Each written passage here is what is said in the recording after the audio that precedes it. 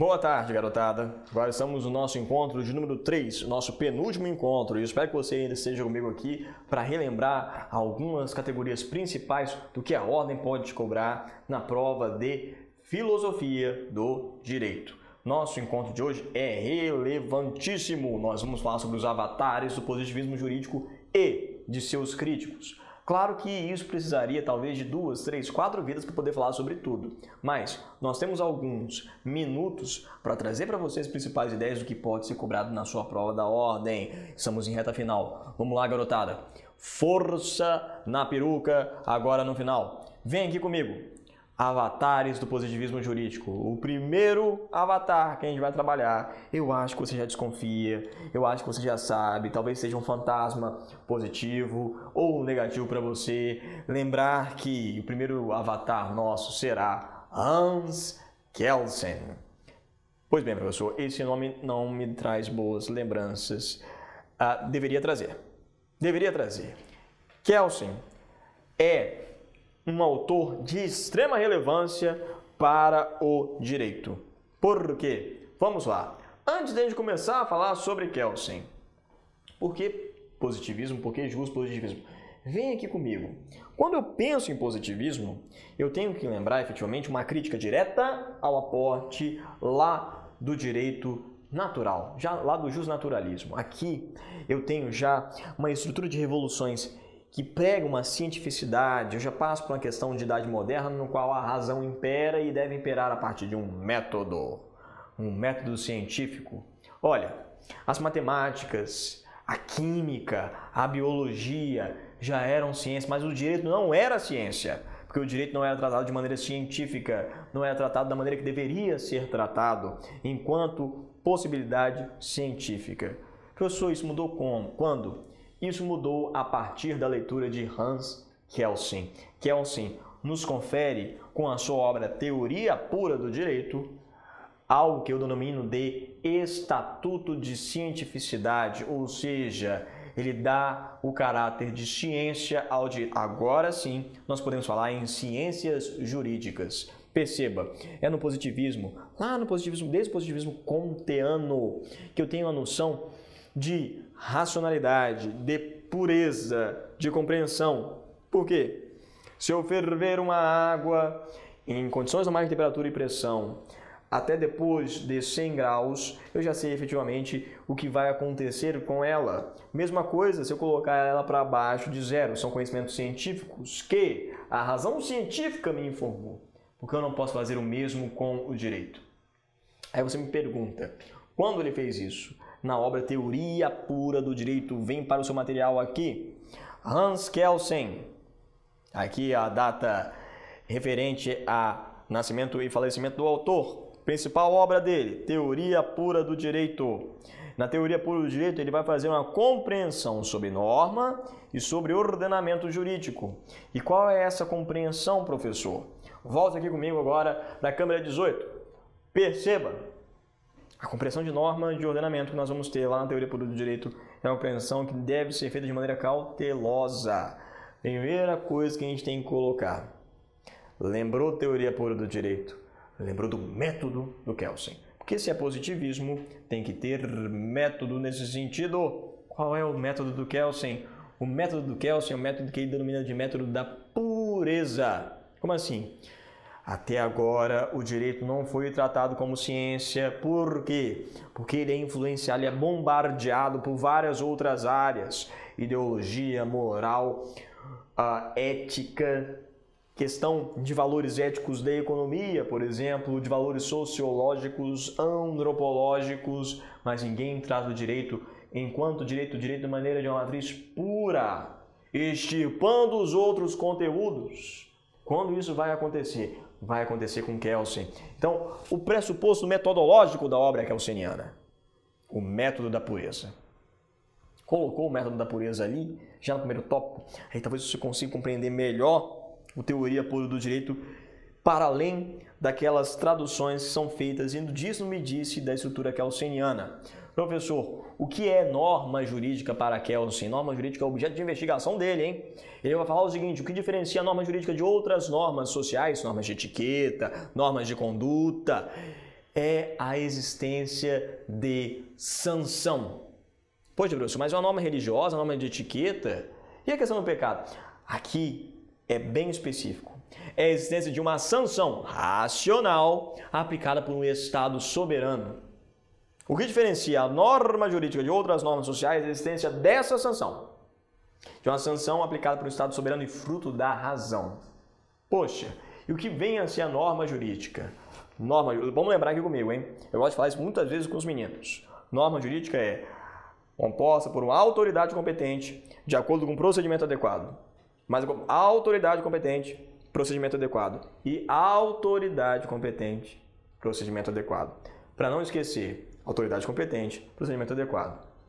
Anotou aí que é autoridade competente e procedimento adequado. Mais uma vez para o santo, autoridade competente, procedimento adequado. Importante, eu acho que eu repeti umas 7 vezes, não foi à toa. É muito importante isso daqui. Por quê? Tanto a autoridade competente e procedimento adequado vão estar instituídas em norma jurídica de hierarquia superior. Opa! Calma! Lembra comigo. Para Kelsen, eu tenho uma estrutura escalonada, lógica. É a pirâmide, professor. Kelsen, eu acho que nunca foi ao Egito. E se você fuçar bastante teoria pura do direito, você não vai achar pirâmide nenhuma. A noção que a gente tem de pirâmide normativa kelseniana, vem aqui no seu material, vou desenhar ela para você aqui, ó. Opa! Pirâmide também prejudicada, pirâmide do labirintite. Aqui a gente coloca aqui e aqui. Aqui a gente coloca Constituição, aqui a gente coloca tudo que tem força de lei. Vamos colocar instrumentos primários e instrumentos secundários. Tudo que tem força de lei é instrumento primário. É o que está hoje no nosso artigo 59 da Constituição. E aqui o secundário é portaria, resolução, sentença com eficácia inter partes. Eu tenho exemplos. Volta aqui comigo aqui para a câmera 19. Eu tenho exemplos. Mas eu não posso falar que essa pirâmide está na obra do Kelsen. Isso são interpretações feitas. Mas usualmente a gente coloca pirâmide kelseniana. Muito cuidado. Ainda estamos na definição de norma jurídica. Norma jurídica é produzida por uma autoridade competente de acordo com o procedimento adequado, que vai estar estipulada por norma jurídica de hierarquia superior. E professor, ótimo. Quais são os níveis da norma jurídica? Ele vai trabalhar em 3 níveis, vocês sabem disso. A validade, a vigência e a eficácia. Norma válida é, como a gente acabou de falar, toda norma produzida por autoridade competente, procedimento adequado. Poxa, professor, mas a definição de norma jurídica, no final das contas, já pressupõe que a norma é válida sim. Norma válida, portanto, produzida por autoridade competente de acordo com o procedimento adequado. Uma vez válida, ela estará apta a ingressar num contexto, no conjunto de normas válidas. Ou seja, uma vez válida, ela vai poder ingressar para o segundo patamar, a vigência. A vigência é o ingresso dessa norma no contexto de coletivo de normas, neste ordenamento, e, uma vez presente lá, ela estará apta a produzir seus efeitos. Vai produzir? Eu não sei, mas ela está apta. Que uma observação. Você sabe muito bem que algumas normas contêm o período que a gente chama de vacatio legis. Aqui não é nenhuma novidade. Para ter vigência, tem que passar, caso exista, justamente a questão da vacatio legis. E por fim, o último plano, o plano da eficácia, que vai dizer respeito, efetivamente, a um plano mais social. Efetivamente, se a norma é ou não eficaz em sua aplicabilidade na realidade. Norma jurídica, autoridade competente, procedimento adequado, 3 planos, validade, vigência e eficácia. Essa norma jurídica ela não está sozinha. Essa norma jurídica ela é fruto de uma razão, sim, de uma razão do legislador, que olha para o mundo do ser, o mundo da realidade, e projeta a forma de tutela no mundo do dever ser. O mundo dever ser, esse imperativo, essa leitura do imperativo categórico que Kelsen faz o Kant, dever ser, ser X, logo deve ser Y. Ser homicídio, logo deve ser a pena estipulada no Código Penal. Essa leitura feita por parte do Kelsen em relação ao Kant, eu posso falar que a gente chama de ponte entre ser e dever ser. Existe uma ponte. Nem todos os fatos sociais são regulados, somente os fatos que um ato de vontade por parte da autoridade competente efetivamente leva ao mundo da norma. Essa norma não está sozinha, como a gente disse, ela está em conjunto, ela está em um contexto ornamentado, um ordenamento jurídico. O ordenamento jurídico, na visão do Kelsen, nessa visão positivista, é justamente este contexto coletivo de normas que tem essa pretensão de coesão e completude, essa pretensão de unicidade, de unidade. Por que a gente fala que é pretensão? Porque a gente sabe que o mundo do ser, o mundo da realidade, ele anda muito mais rápido do que propriamente o mundo do dever ser, o mundo da norma. É por isso que a gente fala, olha, muito cuidado com a obra kelseniana. Por quê? A noção de ordenamento é a noção de pretensão de completude. Nenhum ordenamento vai ser 100% sempre completo. E o próprio Kelsen reconhece isso. Aí você me pergunta, professor, percebe muito bem aqui a minha colocação. Professor, estou compreendendo o Kelsen. Existe uma estrutura escalonada.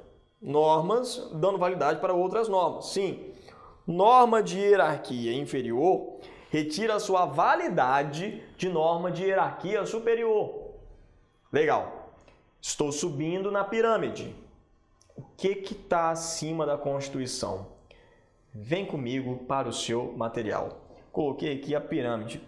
Professor, a Constituição dá justificativa de validade para a norma primária, dá justificativa de validade para a norma secundária, a norma primária também dá justificativa de validade para a norma secundária.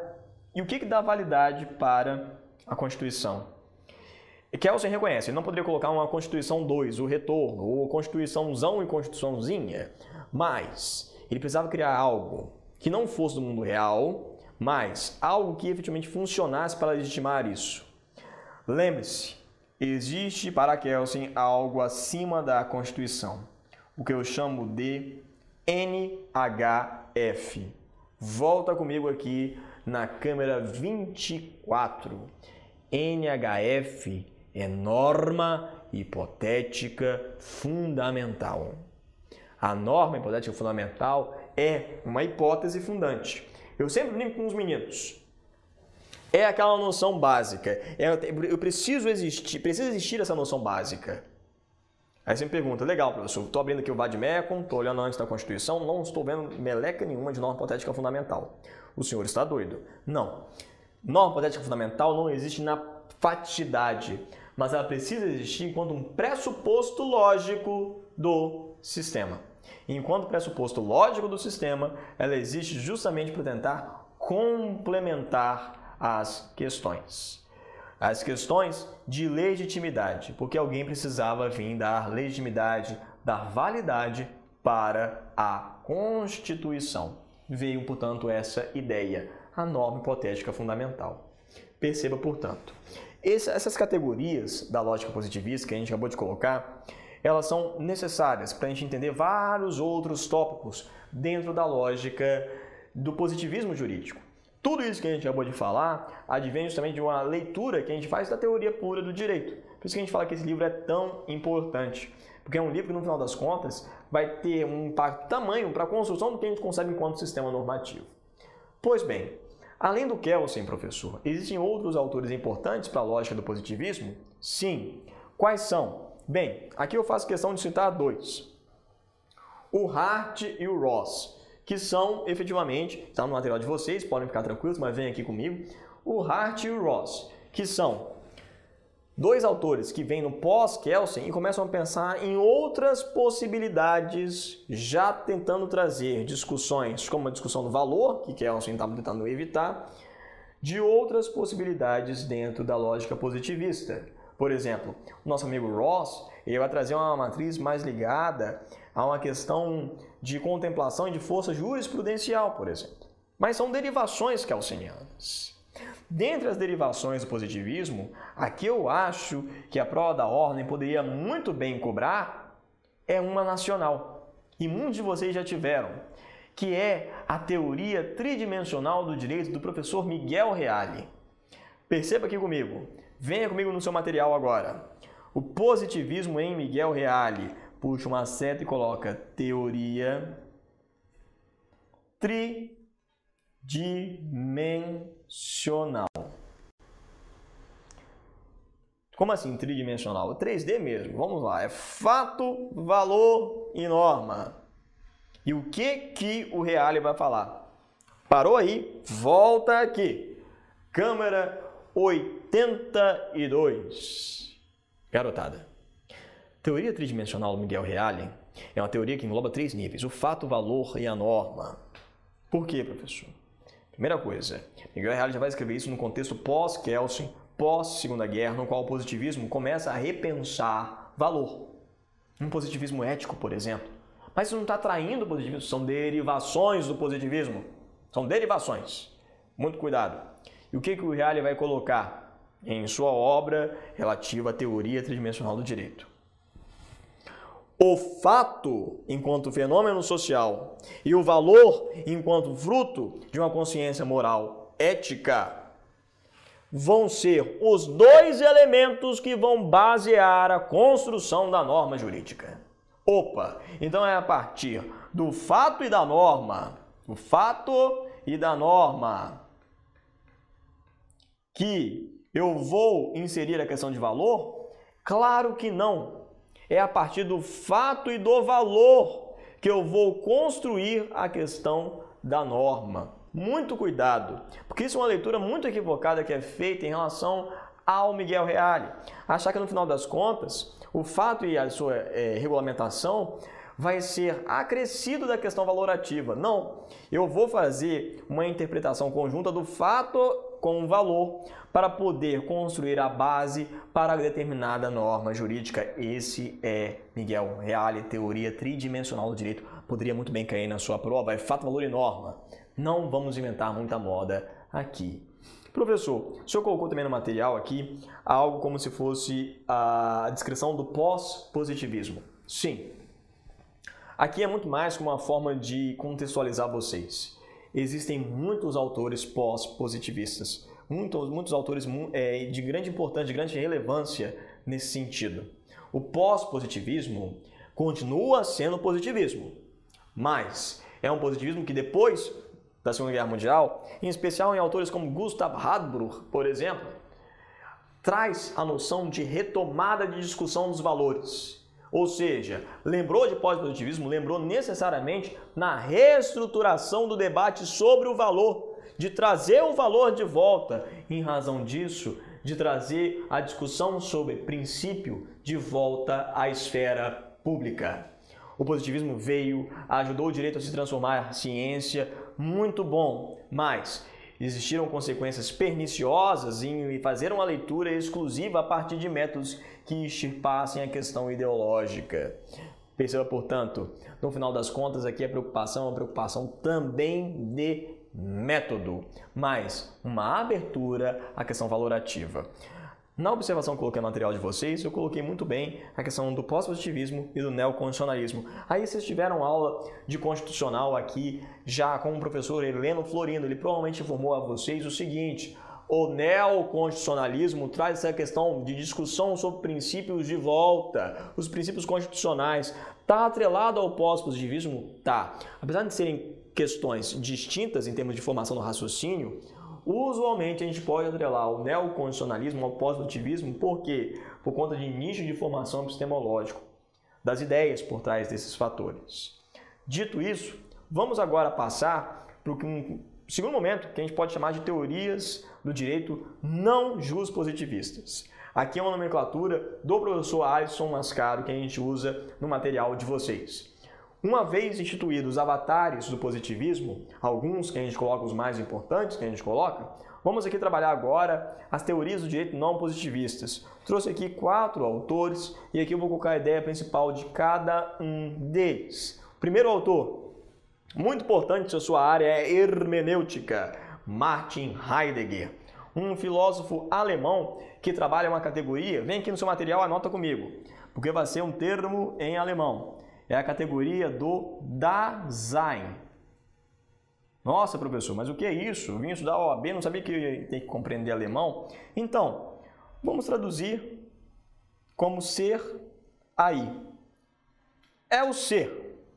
Volta aqui comigo. Por que estudar a categoria do Dasein para o direito? Porque muitas correntes da hermenêutica vão trabalhar que esse sujeito intérprete é esse Dasein, esse sujeito jogado no mundo. Em razão disso, todo sujeito, todo Dasein, todo ser aí, ele é um ser histórico jogado no mundo. E, efetivamente, essa contribuição ontológica é com Heidegger. Ele está sozinho? Não. Ele teve, efetivamente, o desenvolvimento teórico, um dos seus desenvolvimentos teóricos, feito por um dos seus discípulos chamado Hans-Georg Gadamer. Gadamer, se você também gosta de hermenêutica, ele é muito importante. Gadamer vai trazer a noção de círculo hermenêutico, ou seja, esse ser aí, esse Dasein, que vai ter que fazer uma interpretação a partir do que a própria realidade, do que o próprio texto se mostra em relação a este intérprete, a este Dasein. Isso advém da leitura que o Gadamer faz. Pois bem, os outros dois autores, Carl Schmitt. Por que Carl Schmitt é importante? Lá em Constitucional vocês já viram o debate sobre quem deve ser o guardião da Constituição, Schmitt versus Kelsen.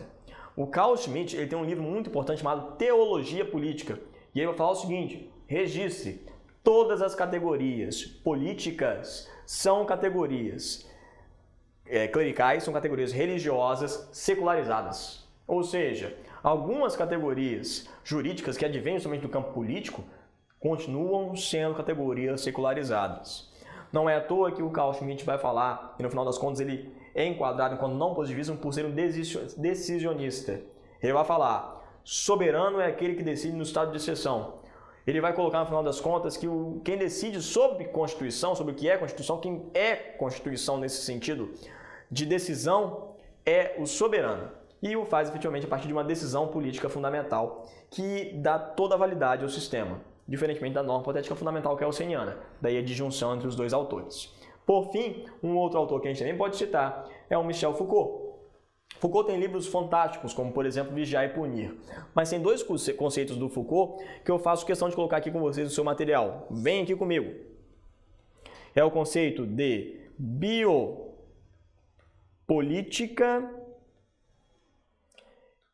e de poder disciplinar.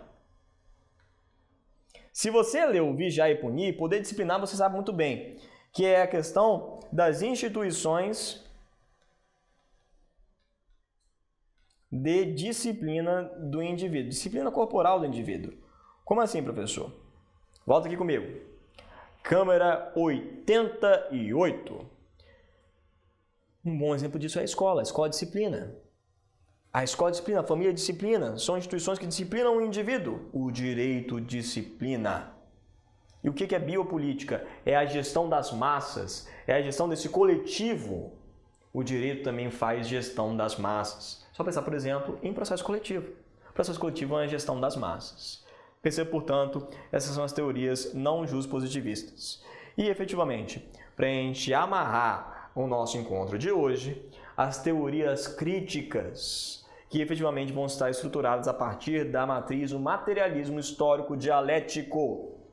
Professor, o que é o materialismo histórico dialético? É o reconhecimento, a partir das obras de Karl Marx e Friedrich Engels, que a tônica da materialidade social, as transformações produtivas sociais que efetivamente deveriam informar o contexto de crítica social, ou seja, é uma crítica à ideologia que desconsidera a questão de luta de classes, que desconsidera a questão de manipulação de uma classe pela outra e desconsidera os fatores de produção como os fatores que efetivamente informam a origem da sociedade e do direito. Aqui, em efetivo, essas teorias críticas que a gente está trabalhando, a partir do materialismo histórico dialético, é justamente o contexto de teorias, o coleno de teorias que reconhecem que o direito, no final das contas, é fruto de uma estrutura produtiva, de uma estrutura de poder. Dois autores aqui para a gente grifar. Vem aqui comigo no seu material. O primeiro, Eugenie Pachucanes, e o segundo, Peter Stuka. São dois autores que pertencem ao aspecto de teoria crítica do direito e que vão colocar em suas obras, quais sejam, no Pachucanes, Teoria Geral do Direito e Marxismo, e do Peter Stuka, Direito e Luta de Classes, ou Revolucionário do Direito, o seguinte, vem aqui comigo agora na câmera 86. O direito é um instrumento de classes. E para ser um instrumento de classes, a preocupação é a manutenção do status quo. O direito não está aqui para fazer justiça social, mas para manter as desigualdades que ele auxilia a perpetuar. O Pachucani dá o exemplo na sua obra, em um dos últimos capítulos, do direito penal. Quando ele fala, por exemplo, que o direito penal é um instrumento de uma classe superior para controlar efetivamente uma classe inferior. Muito interessante, portanto, a posição do Pachucani e do Stuka. Para a gente terminar, uma outra posição que a gente pode tranquilamente citar é a posição do Walter Benjamin, que pertencia à Escola de Frankfurt, que é considerada uma das grandes nichos de crítica social dentro das ciências humanas e sociais. O que o Benjamin vai falar? Volta aqui no seu material comigo. O Benjamin tem um texto muito importante chamado Crítica da Violência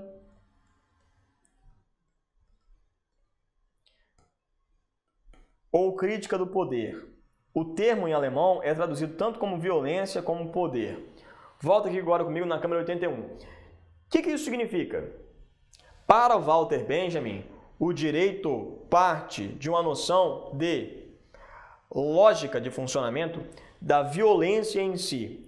O direito em si, no final das contas, ele representa uma violência de instituição. Uma revolução, por exemplo.